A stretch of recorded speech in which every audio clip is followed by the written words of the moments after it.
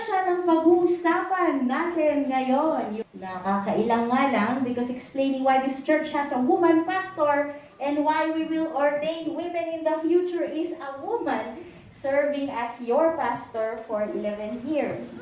And so please be assured that nothing I will say in this sermon is my opinion, my own conclusions, or my own reasoning. How do we react if well-meaning family members tell you, mag-isip ka na kung totoo yung napuntahan ng church? Because this church has a woman pastor. How do we respond if well-meaning friends tell you, nako, tignan mo yung mga sinasabi ng mga reputable pastors.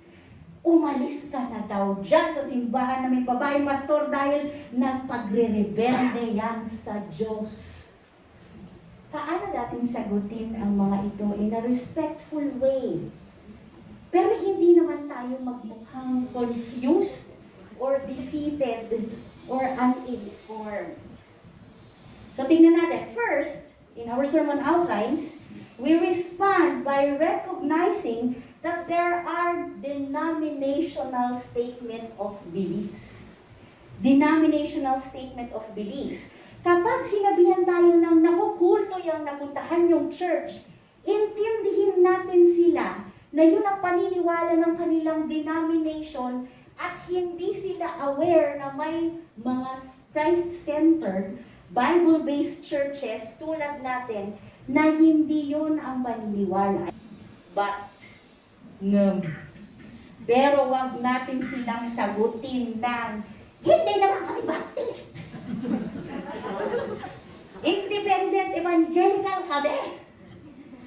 Let's not say something like that. Because it creates division between Christians who believe the same core beliefs. Sola Scriptura, sola fide, sola gratia, solus Christo, sola gloria.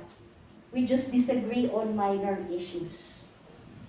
Ang pwede nating isagot ay something like, naku friend, hindi naman kami kulto.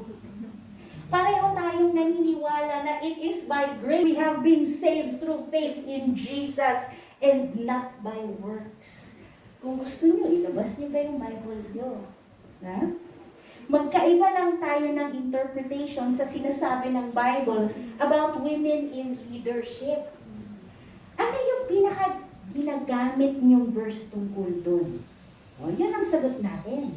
Now, why is this sagot or response better? Number one, nire-recognize natin yung unity natin under one God, one Savior, one Spirit by stating core beliefs. Hindi kulto ang isang simbahan kung may babaeng pastor. Kulto ang isang simbahan kung iba ang paniniwala nila about Jesus. So we have to make that clear. Number two, when we ask about scriptural references, ibig sabihin, inaaral natin ang Bible on this issue. Inaaral natin yung Word ni God. Ibig sabihin, properly informed tayo. We do not say, napanood ko sa YouTube ganito. Or we do not say, sabi ni John MacArthur ganito. Or we do not say, nabasa ko yung book ng sikat na pastor ganito. Hindi. We turn to the single and final basis for our beliefs, the Bible.